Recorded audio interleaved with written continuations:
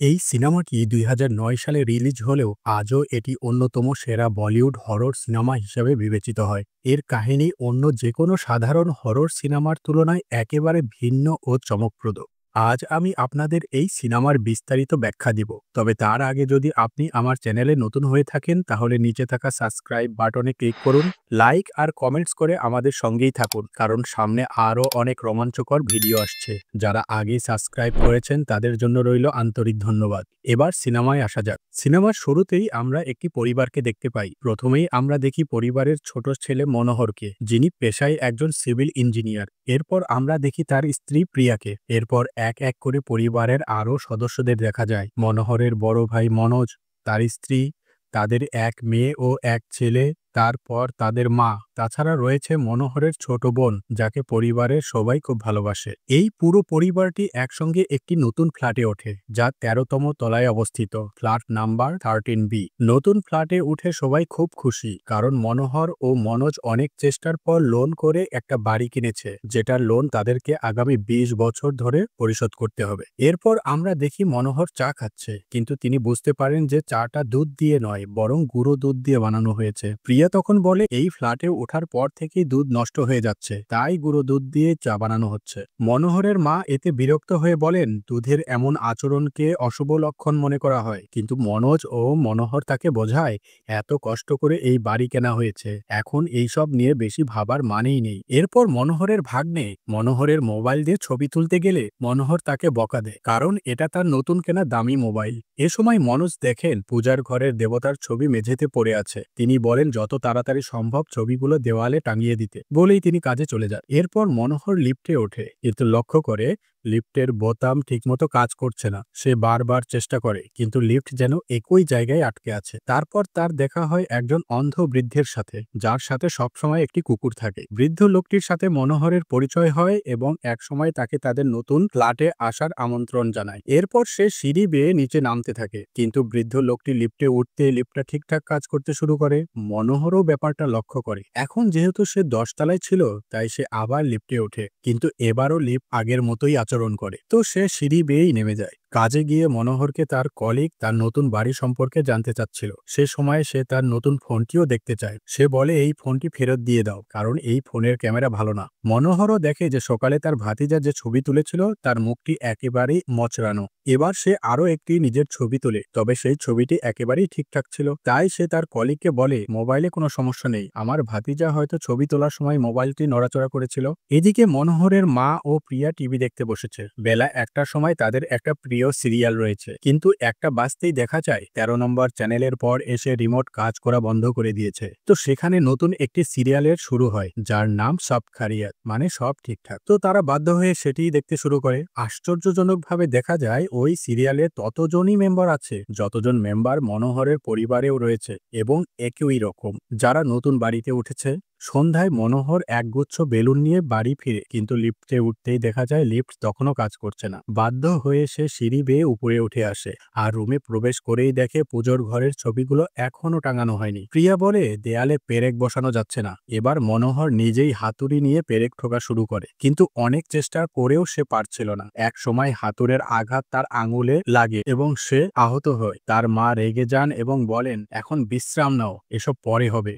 পরদিন সকালে দেখা যায় দুধ আবার ঘন হয়ে গেছে, সবাই তাই গুঁড়ো দুধেরই চা খায়। এরপর টিভিতে দেখা যায় একটি সাক্ষাৎকার, যেখানে ডক্টর সানডে নামে একজন ডাক্তার কথা বলছেন। নামটি শুনেই মনোহরের মা তাৎক্ষণিক টিভি দেখতে শুরু করেন। তিনি এই ডাক্তারকে খুব শ্রদ্ধা করতেন, কারণ তিনি আগেও একবার তার চিকিৎসা নিয়ে সুস্থ হয়েছিলেন। ডাক্তার সানডে ছিল একরকম তাদের পারিবারিক চিকিৎসক। রিপোর্টার ডাক্তার সানডেকে আত্মা এবং ভূত নিয়ে প্রশ্ন করেন, কারণ তিনি এই বিষয়গুলোর উপর গবেষণা করেন এবং একজন প্রখ্যাত চিকিৎসক হিসেবেও তিনি পরিচিত।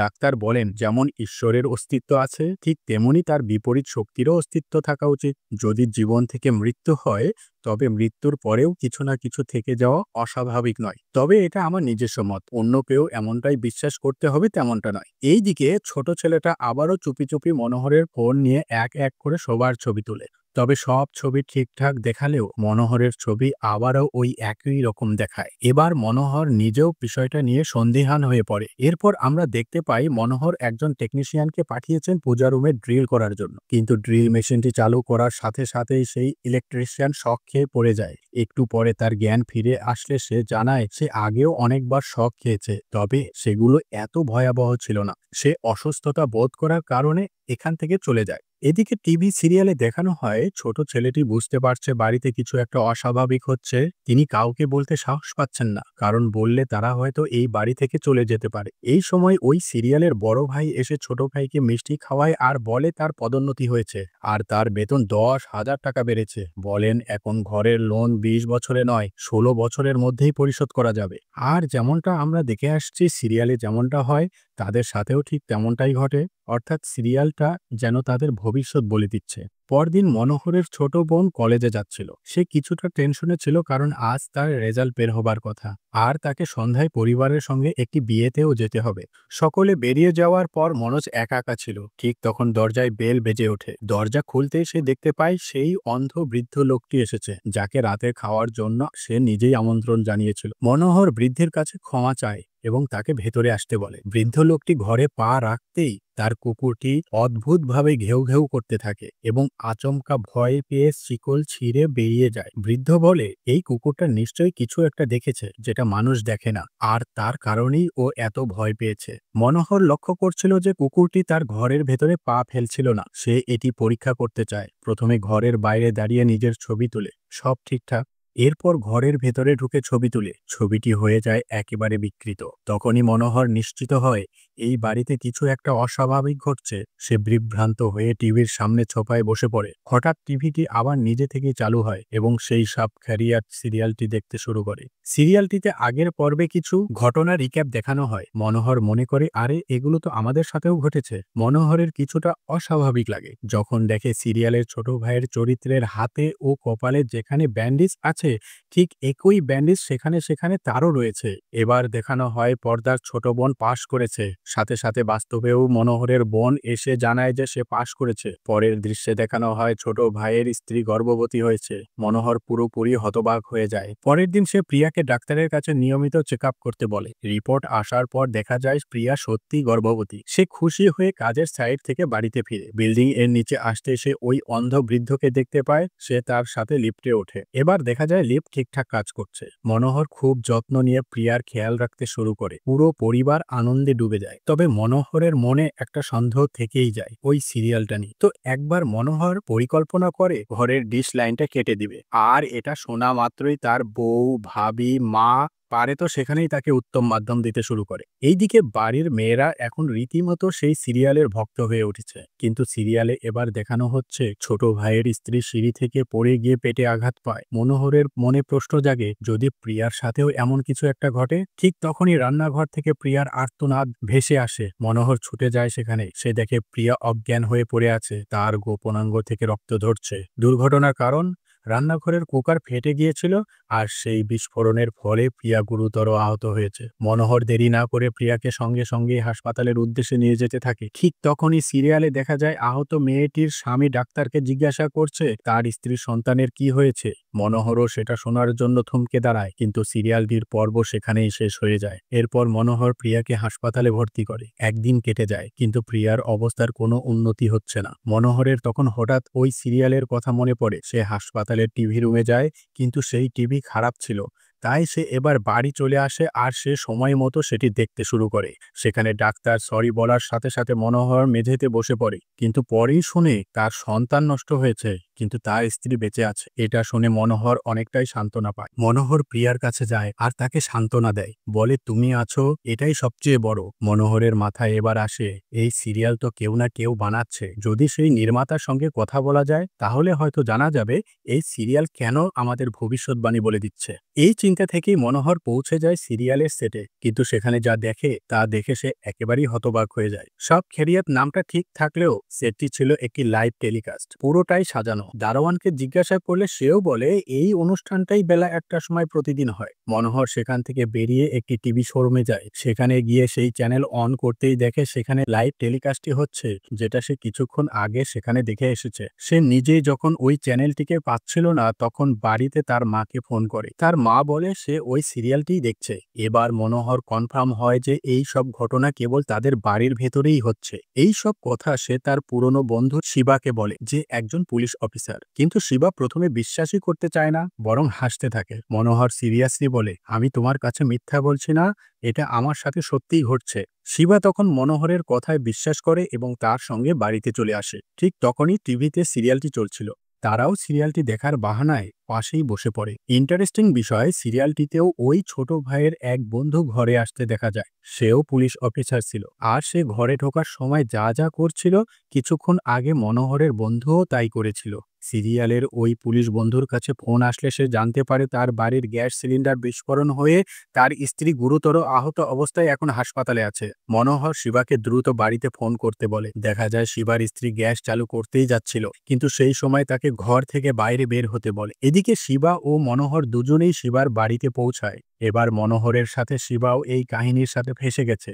শিবা বলে এখন এই বাড়ি ছেড়ে দিতে। এরপর আমরা আবার দেখি সেই বৃদ্ধ লোকটিকে, যিনি কুকুরের সঙ্গে হাঁটছিলেন, কিন্তু হঠাৎ কুকুরটি অদ্ভুত আচরণ করে, চেন ছিঁড়ে দৌড়ে পালিয়ে যায়। মনোহর তখন পৌঁছায় এবং কুকুরটিকে খুঁজতে বের হয়। মনোহর দেখতে পায় কুকুরটি কিছু একটা গন্ধ পেয়ে একটা জায়গায় মাটি খুঁড়ছে। এদিকে মনোহর আজকের এপিসোডে কি ঘটছে সেটা জানতে চাইলে প্রিয়া বলে তাদের প্রতিবেশীর কুকুর গার্ডেনে কিছু একটা খুঁজে পেয়েছে। রাতে বৃষ্টির মধ্যেই মনোহর একাকী সেই স্থানে যেয়ে খুঁড়তে শুরু করে এবং মাটির নিচে একটা পুরনো বাক্স খুঁজে বের করে। বাক্স খুলতেই সে একটা অ্যালবাম পায়, আর তাতে এমন সব ছবি যেগুলো দেখে তার নিঃশ্বাস বন্ধ হয়ে আসছিল। অ্যালবামটিকে সে শিবার কাছে নিয়ে আসে। সেই অ্যালবামটিতে রয়েছে টিভি সিরিয়ালের পরিবারের ছবি। তার মধ্যে একটি ছবিতে দেখা যায় পেছনে একটা ক্যালেন্ডার ঝুলছে, যাতে সাল লেখা আছে 1977। কিন্তু এই সিরিয়ালের চরিত্রগুলোর বয়স তো বর্তমান সময়ের মতোই। তাহলে এই 1977 সালের ছবিতে তারা কিভাবে ছিল?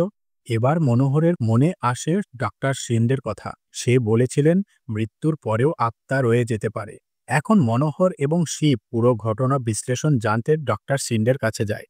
ডক্টর সিন্ডে তাদেরকে বলেন বিশ্বের সবচেয়ে জটিল যন্ত্র হলো মানুষের শরীর, আর যদি এই শরীরে একাধিক আত্মা বাস করতে পারে, তাহলে সেই আত্মা শুধু এই শরীর নয়, আশপাশের সবকিছুও নিয়ন্ত্রণ করতে পারে। আত্মারা সবসময় যোগাযোগ করতে চায়, কারণ তাদের কিছু না করা কাজ থেকে যায়, আর সেই অসম্পূর্ণ কাজ শেষ করতেই তারা পৃথিবীতে ফিরে আসে। যদি কেউ তাদের সাহায্য করতে পারে, তাহলেই তারা শান্তি পায়। তিনি আরও বলেন টিভি কেবল মানুষের জন্য নয়, আত্মাদের জন্যও একটি মাধ্যম হতে পারে। তারা এই টিভির মাধ্যমেই পৃথিবীর সঙ্গে যোগাযোগ করছে। এই কথা শুনে মনোহর এবং শিব আরও গভীরভাবে চিন্তা করতে থাকে। তারা বুঝতে পারে এই সিরিয়ালটা আর 5টা সাধারণ সিরিয়ালের মতো নয়, এটা আসলে অতীতের কিছু ভয়ঙ্কর ঘটনার সাথে সরাসরি যুক্ত। তারা আবার সেই পুরনো অ্যালবামটি দেখতে শুরু করে। হঠাৎ একটি ছবির উপর তাদের নজর পড়ে, যেখানে একজন অচেনা লোক রয়েছে, যাকে আগে কখনো সিরিয়ালে দেখা যায়নি। এরপর তারা 1977 সালের খবরের কাগজ ঘাঁটতে শুরু করে। অবশেষে মনোহর একটি পত্রিকায় একটি আর্তনাদ ভরা খবর দেখতে পায়। একটি পরিবারের সবাইকে নৃশংসভাবে হত্যা করা হয়েছিল। খবর অনুযায়ী সেই পরিবারের মেয়ে একজন টিভি নিউজ উপস্থাপিকা ছিল এবং তার বিয়ে ঠিক হয়েছিল রামচরণ নামে এক ব্যক্তির সঙ্গে। কিন্তু কিছুদিন আগে এক মানসিকভাবে অসুস্থ ছেলে হুমকি দিয়েছিল সে এই বিয়ে হতে দেবে না। এই ঘটনাগুলো ঠিক সেই একই বাড়িতে ঘটেছিল যেখানে এখন মনোহর থাকেন, হাউস নাম্বার 13, যাকে একটি অশুভ নাম্বার হিসেবে মানা হয়। আবার তেমনই একটি অশুভ নাম্বার হচ্ছে 1408, যে সংখ্যাগুলোকে যোগ করলে যোগফল দাঁড়ায় 13। এই 1408 একটি মুভির নাম, যেটি একটি আধ্যাত্মিক মুভি, যেখানে একটি হোটেলের কক্ষে 1 ঘন্টার বেশি কেউ বাঁচে না। অসাধারণ এই গল্পটি একবার দেখতে শুরু করলে আপনি চোখ ফেরাতে পারবেন না। তো চাইলে আমার চ্যানেলে এই গল্পটিকেও এক্সপ্লেন করা আছে, দেখতে পারেন। লিঙ্ক ডেসক্রিপশন ও প্রথম কমেন্টসে দেয়া থাকলো। এবার আজকের কাহিনীতে আবার আসা যাক। এই তথ্য পেয়ে মনোহরের শরীর কেঁপে ওঠে, কারণ তার বর্তমান ঠিকানাটিও ঠিক ওই নম্বরই। আর এই সিরিয়ালে যেসব ঘটনা ঘটছে সব একে একে তার জীবনে ঘটতে শুরু করেছে। গল্পটি এবার ফ্ল্যাশব্যাকে চলে যায়। দেখা যায় সেই পুরনো পরিবারে একটি নতুন টিভি আনা হয়েছে, কারণ ছোট মেয়ে এখন একজন নিউজ উপস্থাপক। সবার মধ্যেই উল্লাস। এটা যেন সবার জন্য এক গর্বের মুহূর্ত। বাড়ির বাচ্চারা বাগানে খেলা করছে এবং একটি বাক্স মাটির নিচে পুঁতে রাখছে, যেটি ভবিষ্যতে মনোহর খুঁজে পেয়েছিল। এরপর দেখা যায় পরিবারের একজন মানসিক ভারসাম্যহীন সদস্য অশোককে অনেকদিন পর ঘর থেকে বের করা হয়েছে, শুধু এই কারণে যে সে তার ছোট বোনকে টিভিতে দেখতে পারে। কিন্তু ঘরে ঢুকেই অশোক অস্বাভাবিক আচরণ করতে শুরু করে, কারণ সে সময় ঘরে প্রতিবেশীরাও ছিল। সে উগ্র আচরণ শুরু করে এবং দুই ভাই মিলে আবার তাকে ঘরের ভেতরে আটকে রাখে। এর পরের দৃশ্যে দেখা যায় বাড়ির বাইরে ভিড় জমেছে, পুলিশ এসেছে। ঘরের ভেতরে ঢুকে পুলিশ দেখে অশোক দাঁড়িয়ে আছে হাতে হাতুড়ি নিয়ে, আর চারদিকে ছড়িয়ে ছিটিয়ে রয়েছে রক্ত। সবকিছু দেখে পুলিশ অশোককে গ্রেপ্তার করে। কিন্তু এই ঘটনার গভীরে আরও কিছু লুকিয়ে আছে। জানা যায় সেই সময় একজন প্রতিবেশী বলছিল যে একটা ছেলে মেয়েটিকে ভালোবাসতো, কিন্তু বিয়ে না হওয়ায় হুমকি দিয়েছিল সবাইকে মেরে ফেলবে। আর তার পরের দিনই সে নিজেই হাত কেটে আত্মহত্যা করেছিল। বর্তমানে ফিরে এসে মনোহর এবং শিব সিদ্ধান্ত নেয় তারা রামচরণের সাথে দেখা করবে, কারণ সে ছিল এই কেসের প্রধান একজন আইনজীবী যিনি অশোকের পক্ষে লড়াই করেছিলেন। নাম রামচরণ। সে জানায় অশোক খুন করতেই পারে না। সে তার পরিবারের প্রতি খুবই আবেগপ্রবণ ছিল। ওই দিন সে সবাইকে জড়িয়ে ধরেছিল, কাঁদছিল, রক্তে ভেসে থাকা দেহগুলো দেখে মর্মাহত হয়েছিল। কিন্তু পুলিশ তাকে দোষী ভেবে গ্রেপ্তার করে এবং পরে মানসিক হাসপাতালে পাঠিয়ে দেয়। রামচরণ জানায়, অশোককে আমি নির্দোষ প্রমাণ করতে ব্যর্থ হয়েছি। অশোকের বর্তমান ঠিকানা একটি মানসিক হাসপাতালে গিয়ে জানা যায় কিছুদিন আগেই সে টিভি দেখার সময় খুব বেশি ভায়োলেন্স হয়ে যায়। এরপর সে নিজের শরীরে রক্ত বের করে দেয়ালে কী সব চিহ্ন এঁকেছিল। মনোহর যখন প্রিয়াকে ফোন করে জানতে চায় সিরিয়ালে আজ কি দেখানো হয়েছে, প্রিয়া জানায় আজকের পর্বে একজন লোক হাতুড়ি নিয়ে ঘরে ঢুকেছে এবং পুরো পরিবারকে খুন করেছে, কিন্তু তার মুখ দেখানো হয়নি। এই কথা শুনে মনোহরের শরীর ঠান্ডা হয়ে যায়। কেউ একজন আসছে তাদের পরিবারের সবাইকে হত্যা করার উদ্দেশ্যে। সে অ্যাপার্টমেন্টে পৌঁছাতেই কাউকে দেখতে পায় যে একটা লম্বা হাতুড়ি নিয়ে সিঁড়ি বেয়ে উপরে উঠছে। মনোহর তার পিছু পিছু ছুটতে থাকে, কিন্তু দেখা যায় মনোহর যতই উপরে উঠুক না কেন, প্রত্যেকবার সে দোতলায় এসে নিজেকে দেখতে পায়। আর এই পর্যায়ে ওই লোকটি সিঁড়ি বেয়ে ১৩ তলায় উঠে যায় আর কলিং বেল ৩ বার বাজাতে থাকে। এদিকে মনোহরও প্রিয়াকে বলেছিল ঘরের সব দরজা জানলা ভালো করে বন্ধ রাখতে, যে কেউ আসুক না কেন যেন দরজা না খোলা হয়। তবে ৩ বার কলিং বেল চাপেই যেন দরজা খোলা হয়। মনোহর নিচে থেকে চিৎকার করতেই দেখা যায় সেটি তার দুঃস্বপ্ন ছিল। সে তার ঘরে প্রিয়ার সাথেই ছিল। আতঙ্কে ওই রাতে তার আর ঘুম ধরছিল না। সেই কৌতূহলী হয়ে পায়চারি করতে থাকে। এই সময় ড্রয়িং রুমে আসলে দেখে টেলিভিশনটি একাকী চালু হয়ে গেছে, আর সেখানে ওই এপিসোডটি শুরু হয়েছে। একজনকে দেখা যায় রুমে রুমে ঢুকছে আর রক্তমাখা হাতুড়ি নিয়ে বের হচ্ছে। ধীরে ধীরে ক্যামেরা তার চেহারার দিকে নিয়ে আসতে থাকে, আর যখন সে ক্যামেরার দিকে মুখ ঘুরে তাকায়, শুধু মনোহরই না, আমরাও চমকে উঠি।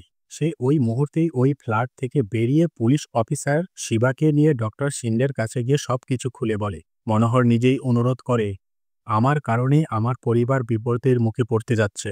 আমাকে এখানেই আটকে রাখো, আর আমার পরিবারকে এমন কোথাও পাঠাও যেখানে আমি পৌঁছাতে পারবো না, এবং আমি যেন জানতেও না পারি তারা কোথায় আছে।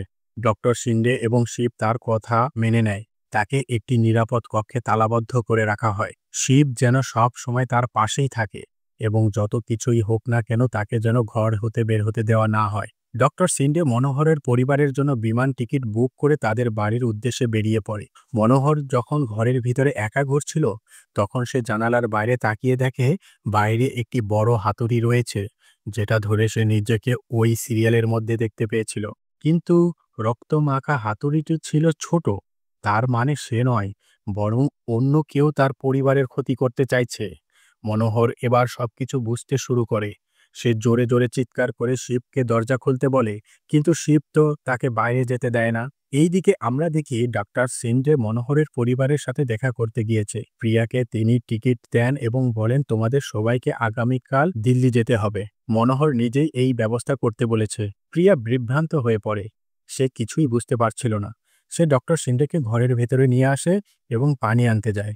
হঠাৎই ঘরের টিভি চালু হয় এবং সেখানে সেই পুরনো সংবাদ উপস্থাপিকা মেয়েটিকে দেখা যায়।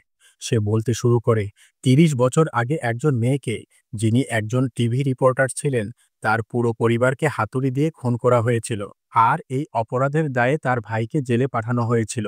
তখন সেই মেয়ে হঠাৎ রেগে গিয়ে চিৎকার করে বলে, আমার ভাই খুন করেনি, খুন করেছিলে তুমি। আমাকে না পাওয়ার কারণে তোমার ভাই নিজের জীবন দিয়েছে, অথচ আমি তোমার ভাইকে দেখিওনি, এমনকি চিনিও না। তাহলে আমরা কিভাবে দোষী হলাম? তুমি কেন আমাদের সপরিবারে হত্যা করলে আর তার দায় আমার পাগল ভাইয়ের উপর চাপালে? ডাক্তার শিন্ডে ফ্ল্যাশব্যাকে চলে যায়। ডাক্তার শিন্ডে দেখতে পায় তার ভাই আত্মহত্যা করে নিয়েছে। সেখানে সে সুইসাইড নোটে লিখেছে, আপনার ভাইয়ের মৃত্যুর জন্য যারা দায়ী তাদের বেঁচে থাকার কোনো অধিকার নেই। ওই পুলিশ অফিসার রহস্য আঁচ করতে পারে যখন ডাক্তারের কাছে আসে, আর এটা ডাক্তার বুঝতে পেরে ওই পুলিশ অফিসারকে মেরে ফেলে। দৃশ্য বর্তমানে আসে। মেয়েটি বলে, আমরা চাইলে তোমাকে অনেক আগেই মারতাম, কিন্তু আমরা চাই আমার ভাই যে নির্দোষ সেটা প্রমাণ হোক। তুমি আমাদেরকে যেখানে মেরেছ, তোমাকেও ঠিক সেখানেই এনে মারব। শুধু তখনই আমরা শান্তি পাব। এই সব কথা শুনে ডক্টর পাগল হয়ে টিভির দিকে তাকিয়ে কথা বলতে শুরু করে। হাতুড়ি দিয়ে টিভি ভাঙতেও শুরু করে। সে প্রিয়ার মধ্যে সিরিয়ালের ছোট ভাইয়ের বউকে দেখতে পায়। প্রিয়ার চিৎকার শুনে পরিবারের বাকি সবাই সেখানে চলে আসে। আর ডাক্তার সবার মধ্যে ওই সিরিয়ালের ওই চরিত্রগুলোর চেহারা দেখতে পায়। এবার ডাক্তার শিন্ডে হাতুড়ি নিয়ে আক্রমণ করতে শুরু করে। ঠিক সেই মুহূর্তে মনোহর সেখানে উপস্থিত হয়। আর শেষ পর্যন্ত মনোহর সেই হাতুড়ি ব্যবহার করে ডাক্তার শিন্ডেকে হত্যা করে, একদম সিরিয়ালের দৃশ্যের মতো। শেষ পর্যন্ত সত্যিকারের খুনিটিকে থামিয়ে দেওয়া হয়। এই রহস্যময় যাত্রায় আমার সঙ্গে থাকার জন্য আন্তরিকভাবে আপনাদেরকে ধন্যবাদ। যদি আপনি এই গল্পটি উপভোগ করে থাকেন, তাহলে লাইক দিন, আপনার মতামত কমেন্টে জানান এবং বন্ধুদের সঙ্গে শেয়ার করুন। ভবিষ্যতে এমন আরও কন্টেন্ট পেতে আমাদের চ্যানেলটিকে সাবস্ক্রাইব করতে একদম ভুলবেন না। এরপর দৃশ্য কয়েকদিন পরে দেখানো হয়। তার মোবাইল এখন ঘরের ভিতরে ঠিকঠাক ছবি তুলতে পারছে। পূজা ঘরের ছবিগুলোও সুন্দরভাবে টাঙানো হয়েছে। অশোককে সে নিজের বাড়িতে নিয়ে এসেছে, যেন অশোকেরও একটা পরিবার থাকে। সে নিজের কাজেও ফিরে গেছে। এখন সে সম্পূর্ণ শান্ত, স্থির ও ফুরফুরে মেজাজে। তবে গল্প এখানেই শেষ হয় না। মনোহর হঠাৎ তার মোবাইলে একটি অজানা নম্বর থেকে কল পায়। স্ক্রিনে ভেসে ওঠে ডক্টর সিন্ড্রে। কল রিসিভ করতেই ভেসে আসে সেই চেনা কণ্ঠ। যদি আত্মারা আজকের যুগে পৃথিবীর সাথে যোগাযোগ করতে চায়, তবে তারা আর টেলিভিশনের মাধ্যমেই নয়, মোবাইল ফোন, ইন্টারনেট আর অন্য আধুনিক মাধ্যমও ব্যবহার করতে পারে। এই কথা শুনেই কল কেটে যায়। আর এই দৃশ্যের মধ্য দিয়েই এই মুভিটি এখানেই শেষ হয়। মনোহরের মোবাইল ফোনে আসা সেই রহস্যময় কলের অর্থ কী? আপনি কি মনে করেন? ভবিষ্যতে এমন আরও রহস্য উন্মোচন হবে? আপনার মতামত কমেন্টে জানান। আমাদের চ্যানেলটি সাবস্ক্রাইব করুন এবং নোটিফিকেশন বেলটি অন করুন, যাতে আপনি পরবর্তী রহস্যময় গল্পগুলি মিস না করেন। আজকের মতো এখানেই বিদায়।